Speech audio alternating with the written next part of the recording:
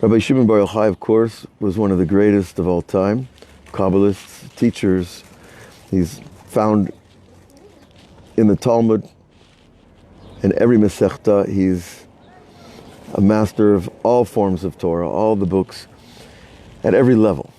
But he revealed to the world the Zohar and promised that from this book, the Jewish people were redeemed in mercy.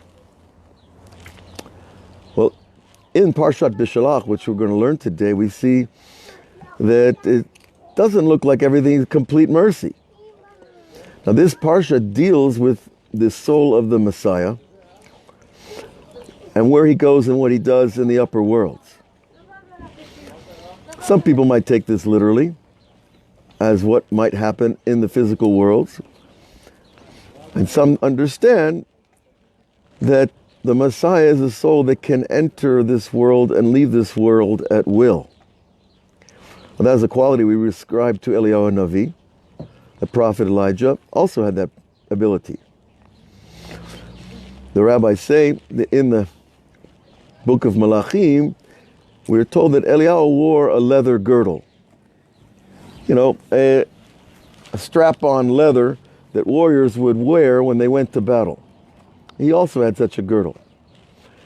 And almost nowhere in the whole Torah do we receive information about what these tzaddikim wore. The rabbis comment, well, the Torah is not coming to teach us about their fashion of the day. It's coming to teach us eternal truths.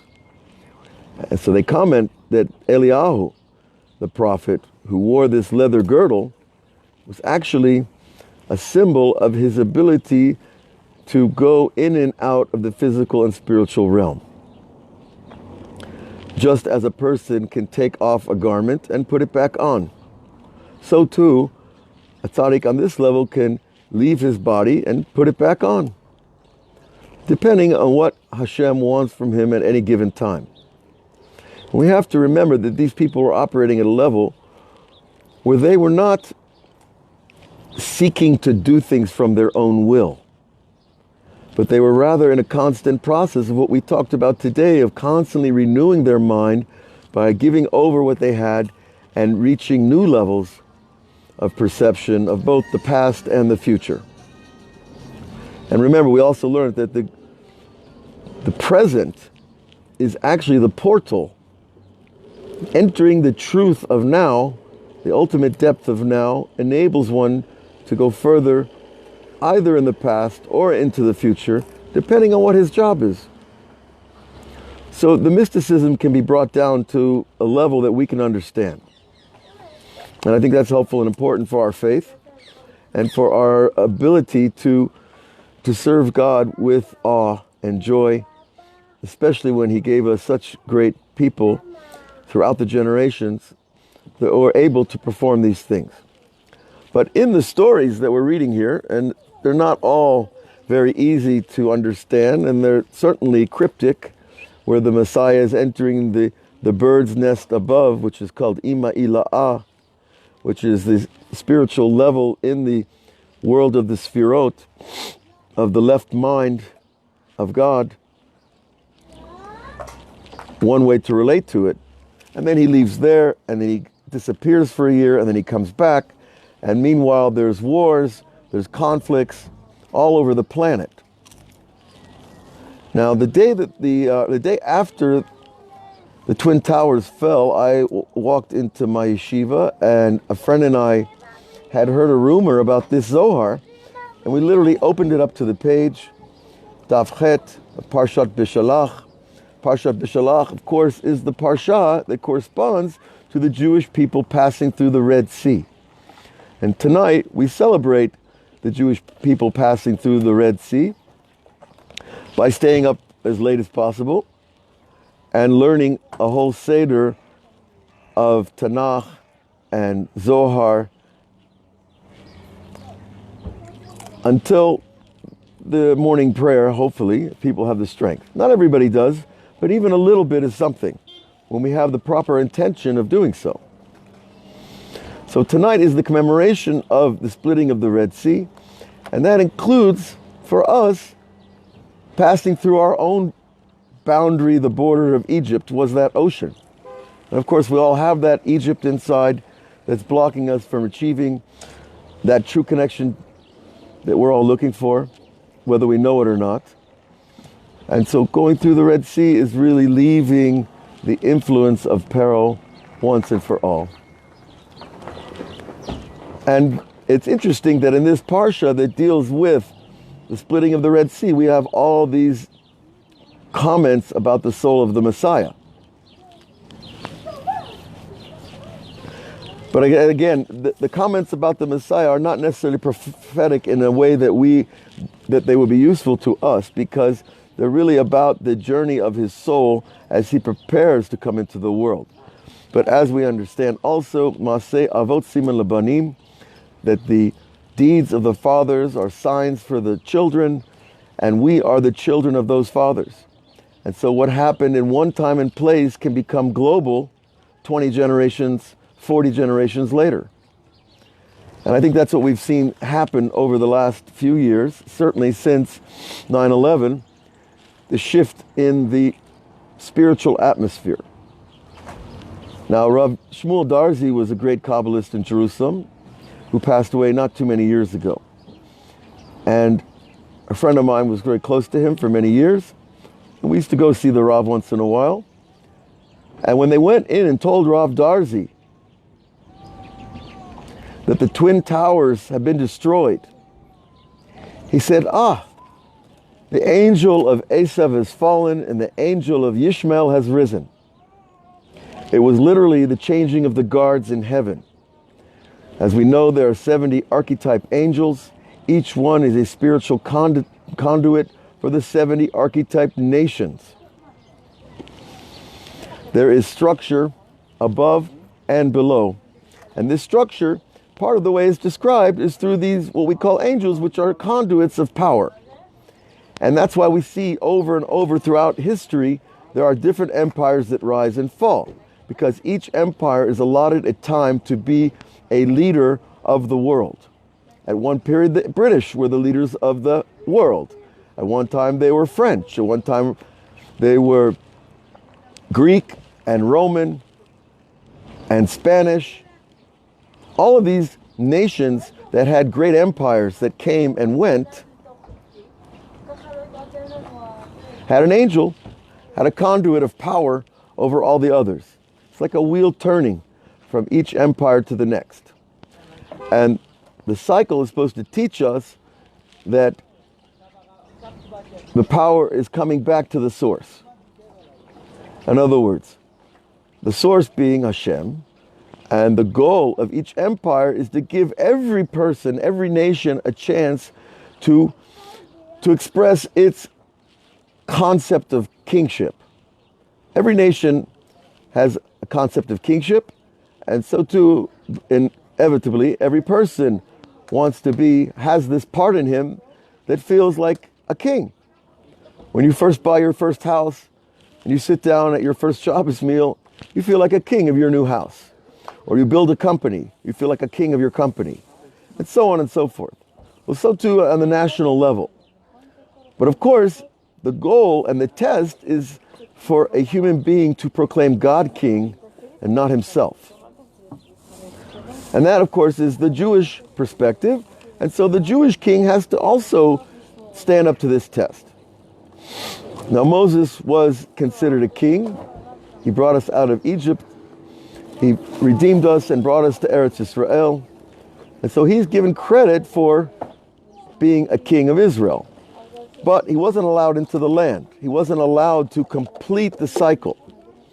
And for the last 3,500 years, there have been different kings around the world, each being given a chance to rule at large, from distance, a majority of the world. Okay. With all that said, we can understand the context now of what Rabbi Shimon tells us.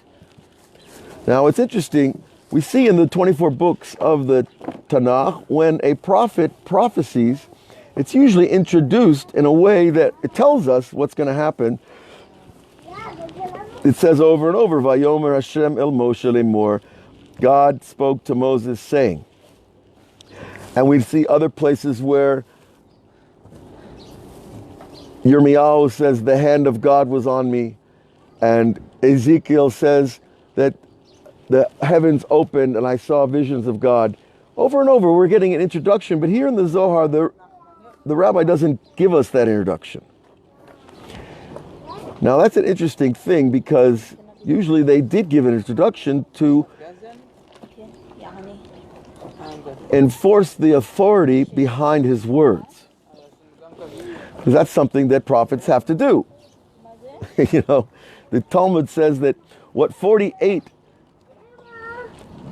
prophets and 7 prophetesses were not able to accomplish to bring the Jewish people closer to God, Haman, the Rasha, Haman of the famous Purim story, the Persian second in command of the kingdom of Xerxes, Achashverosh, he accomplished more by decreeing a death sentence on the Jews than all those prophets put together.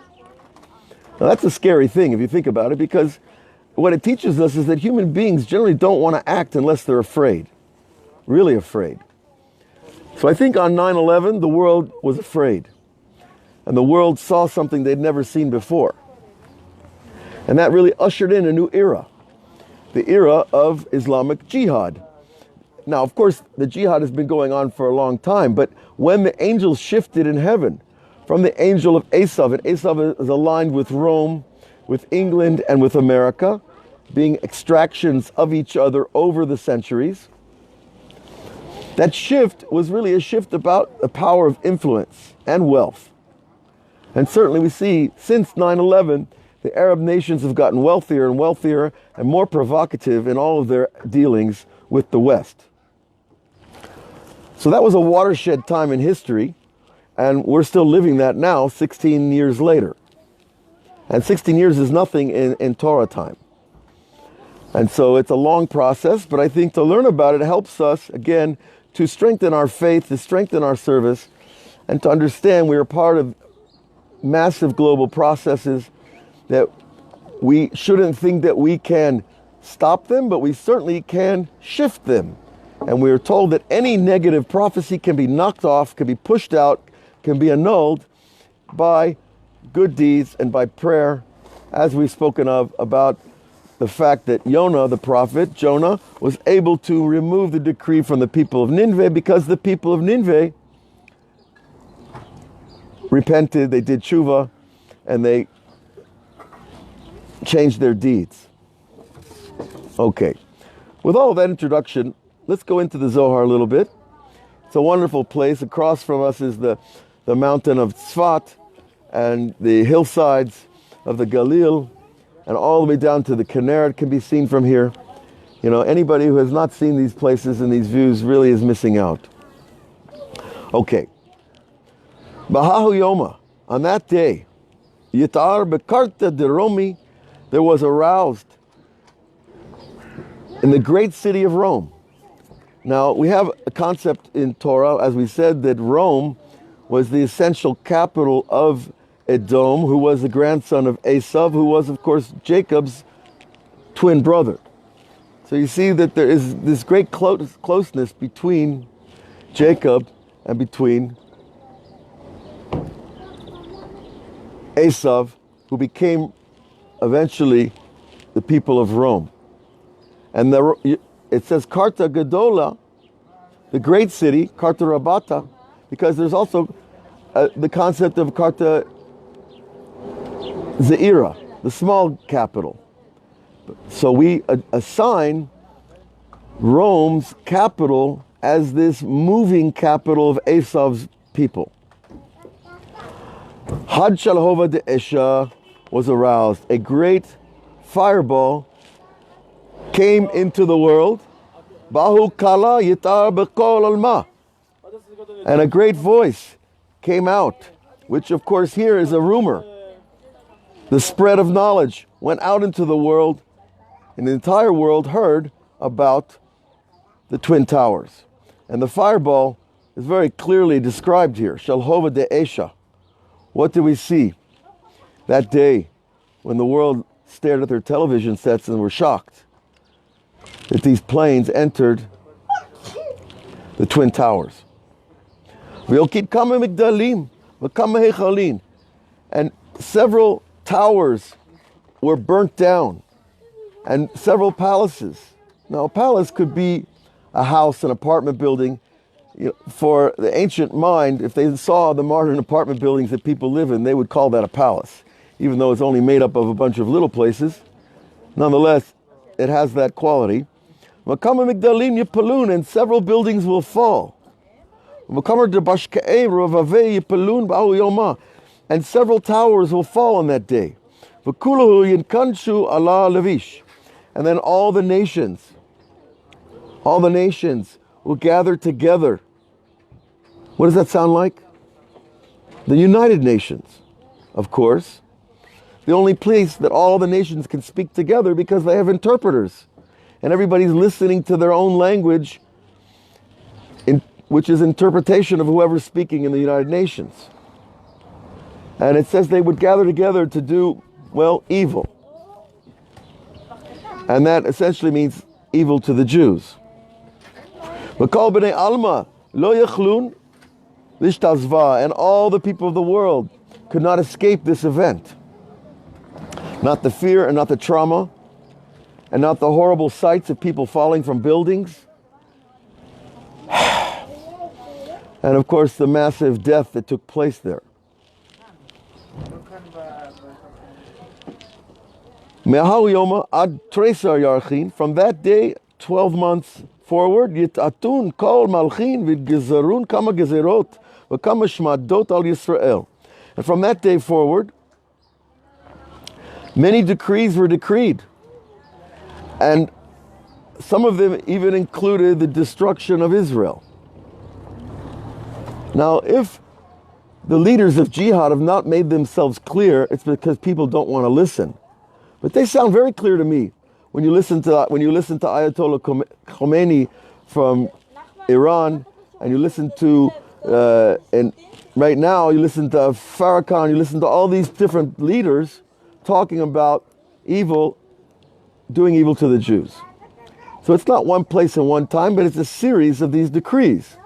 And of course, if you look at the United Nations, there's a total disproportion of decrees that were decreed against the Jews, against Israel, in proportion to the size of the country and their participation in the workings of the Security Council of the United Nations.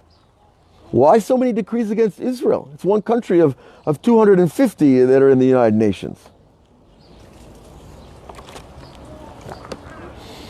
Yitzlatzumbe, Wakama Ditmar. And they're going to have a little bit of success, it says. As it is said in Zakayihu Mandi Ara Taman, Zakayihu Taman, Delo Yara Taman. It says, it's a very interesting cryptic statement as well. Meritorious will be the ones who are there, and meritorious will be the ones who are not there. What does that mean? I mean, some of you might have been in Manhattan that day. I wasn't. I was in Israel. But I have a feeling if you were in Manhattan that day, you were terrified once you understood what was happening. Instantly, all air flight traffic in the United States was canceled. People were landed in the middle of the country. There were, I think, 200 jets landed in Wichita, Kansas, which is a small airport. And so, in one instant, air traffic stopped in the world. So, on one sense, we could say, well, that's not a good place to be, is in the air when that event took place. On the other hand, why would the Zohar tell us that meritorious are the ones who were there? Well, we have to take that in context with the rest of this parsha, that we're talking about the days of the Messiah. Even though the Messiah has not revealed himself, we're talking about the days of the preparations for the final redemption of all humanity and Jewish people as the leaders of that idea. And so it is a merit to be alive now. It is a great merit to be in history now. And it is also a great trouble and trauma and stress. So it depends really where you are and how psychologically adept and how much Torah you have to absorb to absorb this, to absorb any of this trauma that's happening in the world. And some people hear things and it hurts them. Some people hear things and they don't pay attention at all. But each person on his level of sensitivity. So it could be a meritorious thing to be here and a meritorious thing not to be here. It depends, if you're in an airplane or if you're sitting in Israel, listening to the news. And as we've said before, the Rebbe of Lubavitch said that Israel is the safest place for a Jew to be. Okay. And the whole world will be in a great confusion and mixture. Now, Erbuvia Sagya can be taken as different people from different cultures mixing together to create organizations, to create companies, and it also can mean people from different cultures and countries marrying each other. And I don't think any time in history we've seen so much marriage between cultures and between societies and between languages and between religions like there's never been before. Now this is part of the Messianic period because humanity is, so to speak, mixing and being leveled out at the same time. There's no more of this hierarchy of this nation's the number one nation and this number is 2 and 3 and 4 and so on. Of course there is, some people still hold the United States as the most powerful nation. Well, if you count nuclear weapons, okay, they are. Or fighter jets or battle, ships. But that's only one measure. Because we're not just measuring political power. We're measuring cultural influence, financial influence, spiritual influence, etc. So there's this mixture, but the mixtures are actually to create this equivalence amongst societies, which in other words can be called a global society. So it is part of the era we're in. It is not considered good or bad. It is necessary. Because this is the way that Hashem is bringing His knowledge to the whole world. And the more people that learn English, the more people that learn Hebrew, well, the more that knowledge is going to be accessible. But nowadays, you don't even have to learn Hebrew. All you have to do is open up any of the books in English. And you see, that itself is a sign of this mixing of cultures because anybody can go and learn the Zohar or the Kabbalah or the Talmud in their own language. Certainly if they know English. Okay, so this Erbuvia Sagya that the rabbi calls is because also he says of the wars that are happening. Now the world is full of all these little wars and nobody of course wants to call them wars because that's not PC. Because if you call things a war, all of a sudden the market drops. And all of a sudden people are more afraid. So you don't want to give it that name. But nonetheless, whether we give it the name or not, when one people are attacking other people, it's warfare. And whether it's continental warfare or just in the little villages of northern and southern Yemen or in Somalia or these other places where people are fighting each other for decades. And all these little wars are part of this period that we're in. And at the end of 12 months, Yakum Shevet Misrael, a tribe will be established from Israel.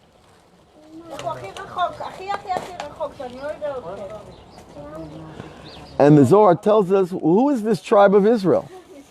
Now a Shevet is also a staff. It's a symbolic staff of rulership, of power, of kingship. Yakum Shevet Misrael, Da Malka Meshicha, and that is the King Messiah, Diet Go Ginta de Eden, who was aroused in the Garden of Eden. So clearly, we're expected to understand that this is not a man in a body, at least not yet. It's a soul. And this soul has a lot more power, as we've learned, when he's not in his body. Yakum Shevet Yisrael, Dam Malka Mashiach v'yita Ergo Ginta de Eden. He was aroused in Gan Eden, V'kol Inun Tzidikaya Yitatrun Le Taman, and all the other righteous of the past will be aroused with him. And what's going to happen? there, v'yichagrun le mane zayna ba'atvan reshiman damane dishma kadisha. Now something really mystical happens. That the tzaddikim in the Garden of Eden will crown the Messiah with the name Yud K Vav K and the name Aleph Daled Nun Yud.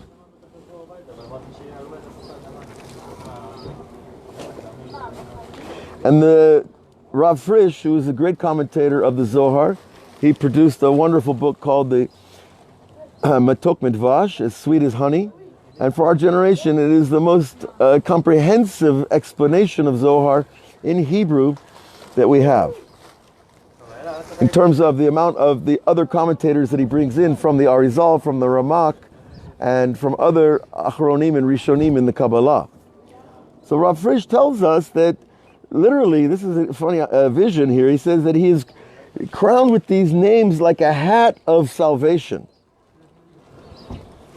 And this kova is on his head. And we're told that the name Aleph Daled Nun Yud is a sword for Hashem, and it's full of blood, and it's strapped to his hips, or his hip, and he is attached to him other weapons of war, and these are the letters of the great name, the great holy name of warfare that God conducts. Now, what are we talking about here? We're not talking about real swords. At least not yet. And we're not talking about real blood. But of course, we're talking about the transcendental realm where we said these 70 angels exist, and they control the life force that's going to each of these main nations. Well, there in Gan Eden, I would think of it like the Supreme Court. It's below the Kisei of Kavod. There's a level of upper Gan Eden and lower Gan Eden, and the Kisei of Kavod is, of course, where God himself sits. But there are this gathering of tzaddikim who actually have the power to make decisions that come to be in this world. So this whole idea of going to war, certainly after 9/11, we've seen the increase of the jihad, means the whole world is being forced to go to war with the fanatic Muslims. Okay.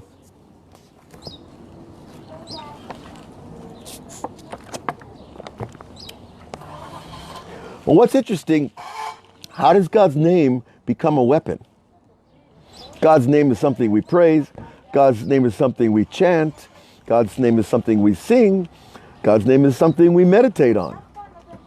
You can stare at it for hours and you'll be amazed what could be revealed to you if you're on the level of the purity to receive what those letters can transmit. The letters themselves are holy, and they have the ability to transmit information to the person who has the vessel to receive it. Again, I'm not suggesting that everybody starts calling out God's name. That's forbidden, to call out God's name in the way it's written. But however, to think about it, to meditate on it, is a way of bringing the infinite down into a finite mind like ours.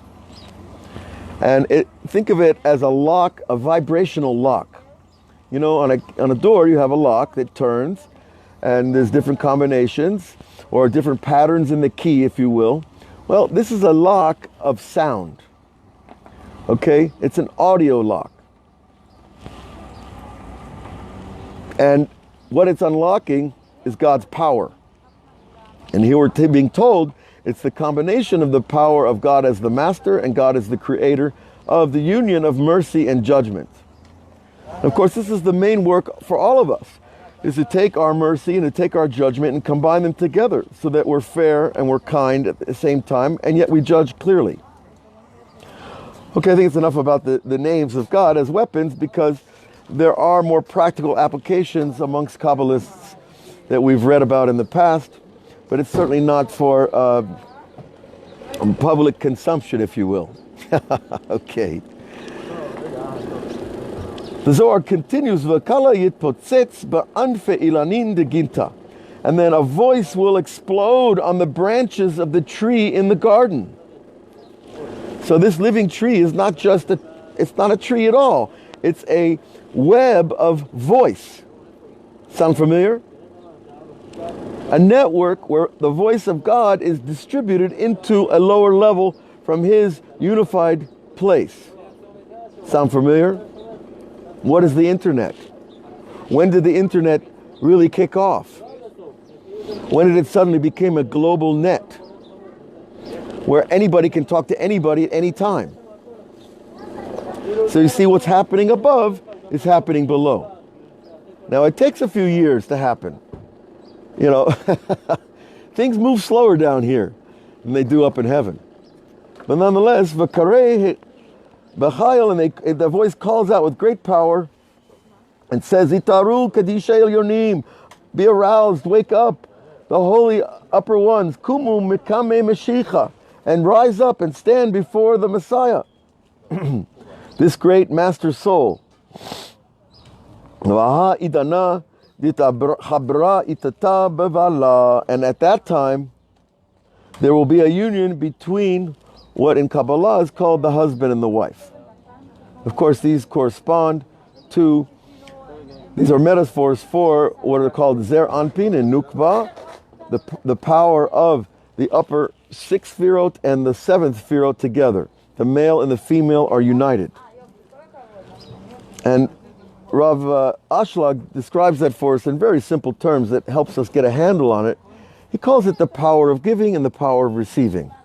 Now, every human being is made of both, but we're designed to be shifted one way or the other. A male soul is designed to be a giver. He also must receive.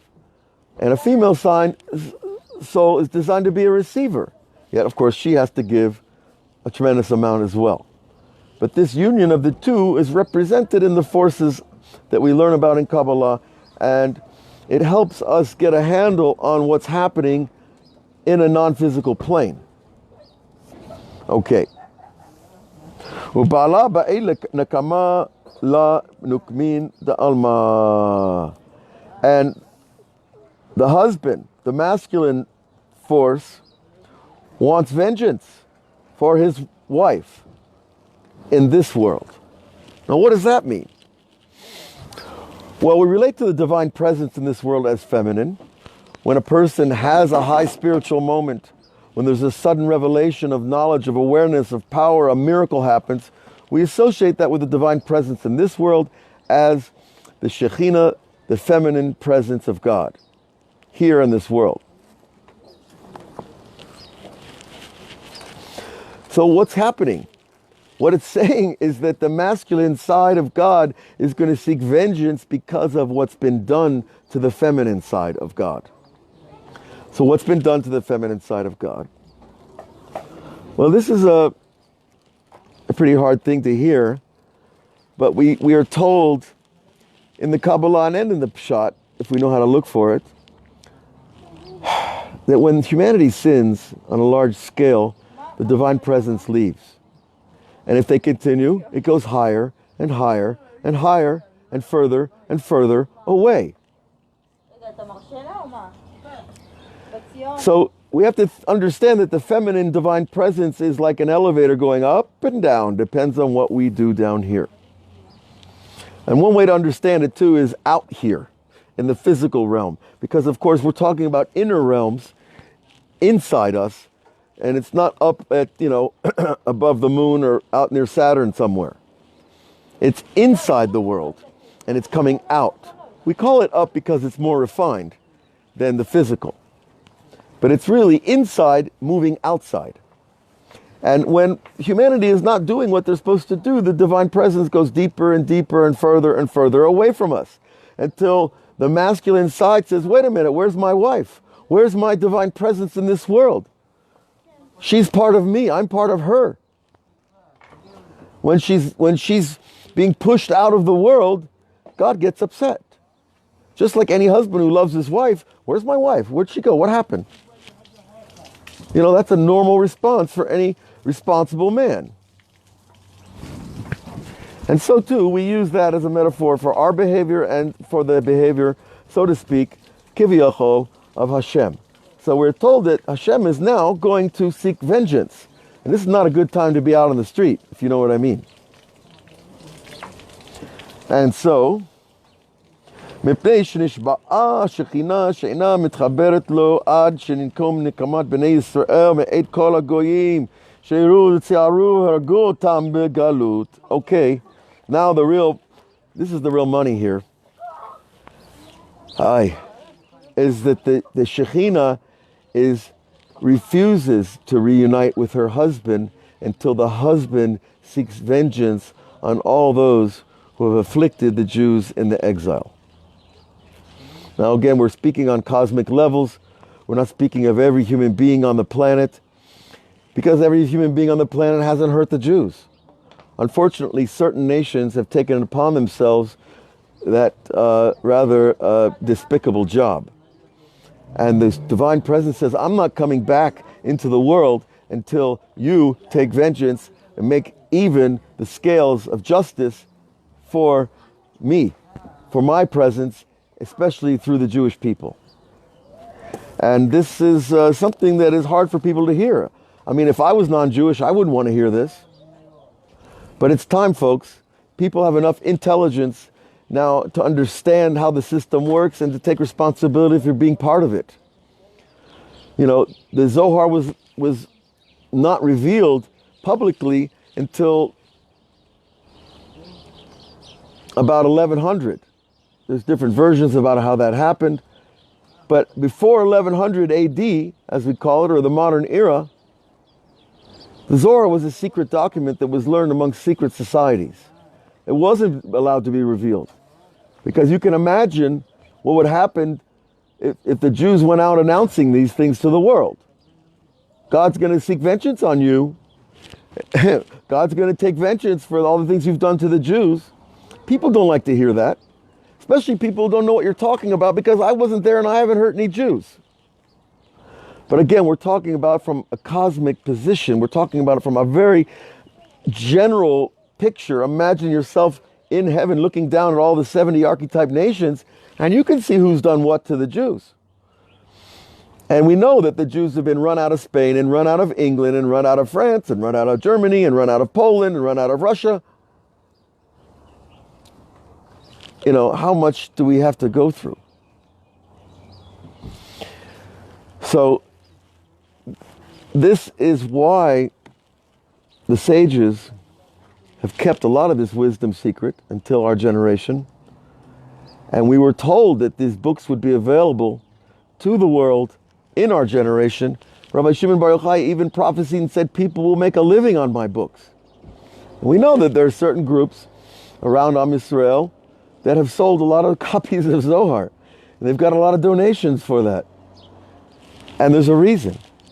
Because it's really a prophetic book. It's about 12 volumes, It's huge. Okay. But that doesn't mean I have to go stick my head in the sand or, buy a bunker out in the middle of Arizona. It means I have to fix my life as best I can and try to influence others for goodness and take responsibility for what I can do to help the Jewish people as a fixing for what's been done to the Jewish people. And I've mentioned before, I worked in a hospice in Jerusalem that was filled with German Catholic nuns. Young women, after college, going to medical school, a lot of them, and they wanted to come to Israel to give of themselves, to donate their time, no paychecks. And they worked hard with these old dying people. That's just one example of the righteousness that exists in all the nations if it just gets a chance to be expressed.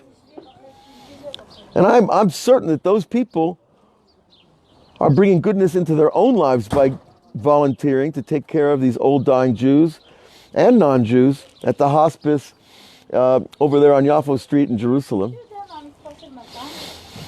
And hopefully that they're going to be saved from some of these things that we're being alluded to here. But whatever non-Jews this shiur might reach, I hope it touches your heart in the right way not in a way of anger, frustration, fear, but in a way of inspiration to go out and do good, because we can fix things now, before it's too late, before more Twin Towers events happen. And, that is the power of human prayer, to avert the decrees, to fix what's been said, in heaven. In other words, God gives us the power to change his mind. And what greater thing can we ask for? Okay. The clock is turning. Got a couple hours before Mincha, and the festival, the 7th day of Passover, will begin. So let's see if we can end at a positive, happy note.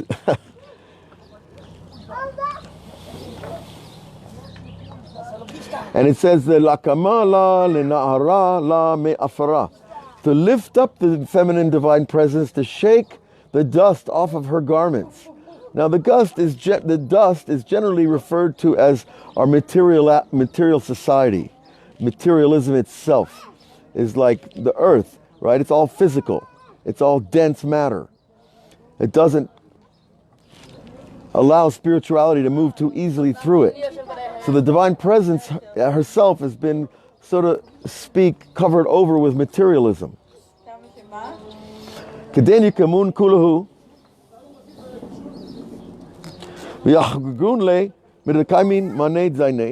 as we said before, the righteous will gird their loins, in the old biblical phrase. They will put on their weapons along with the Messiah in order to appease the divine presence. And we're told of Avraham Mina, Yitzhak Mismola, Yaakov Kameh, Moshe Raya Mehemna, Al-Kal Elaine Tzadikaya Azil Rakid Goy Ginta de Eden. That Avraham, of course, represents the right side of the tree of life, and Yitzhak represents the left side, and Yaakov Avinu represents the middle of the tree, and Moshe Rabbeinu represents the right thigh. And of course, we have these 10 aspects in our soul of every individual and on this cosmic level. And so they're all coming together, and they're going. And guess what they're doing?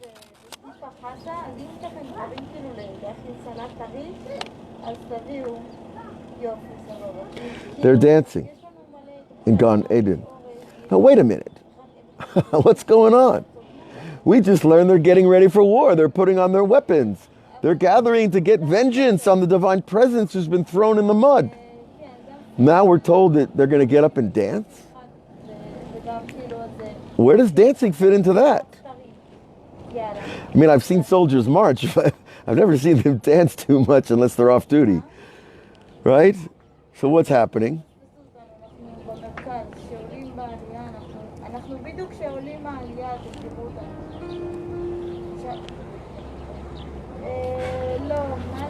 And the Rav adds, the Shu Sod Amalchut. This is the key, the secret of kingship, to bring down joy. Mehabina Shisham Mekora Simcha. From the upper mother, to bring joy down to the upper mother, is exactly what's going to fix her daughter, the divine presence in this world. So you see that the real vengeance of Jews and the vengeance of humanity against the evil ones is joy. It's not bloodshed. Now, this is happening in a hyperspace plane. It's not something that we're necessarily going to see too easily. However, we know the power of joy. We've seen it many times in many situations, that people can get very upset and very maniacal, and a little bit of simcha, a little bit of joy, a joke at the right time in the right place can dispel a lot of negativity.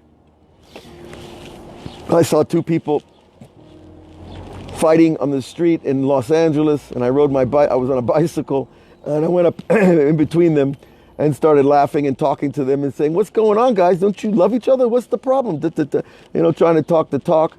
And they suddenly started laughing and stopped fighting. Well, that's a tiny thing, of course, but still, it's an example of the idea. So the power of joy is what we're really after, And here, before the festival, the final day of the festival and the Shabbat that follows, of course, we're dancing with joy with Rabbi Shimon Bar Yochai and his son and all the other tzaddikim that are in Gan Eden. And I want to bless everyone with a joyous day and to understand that the darkness is dispelled with the light through song and dance, through compassion and understanding. Now, if we're called to go to war, we'll know. We'll know.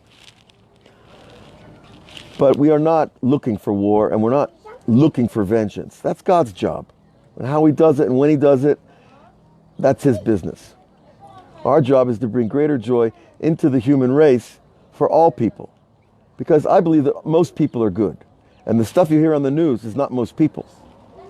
So we gotta turn our heads away from the screen a little bit and look at all the goodness that's happening everywhere, because that's really what the future is going to be made of. So God bless all of you, and we'll look for you next week on the Chabura from Yeshivat Nar Shalom, and hopefully we'll be back in Jerusalem after this long holiday break. And you should have a peaceful, restful, loving time with your families and friends. Hag Sameach.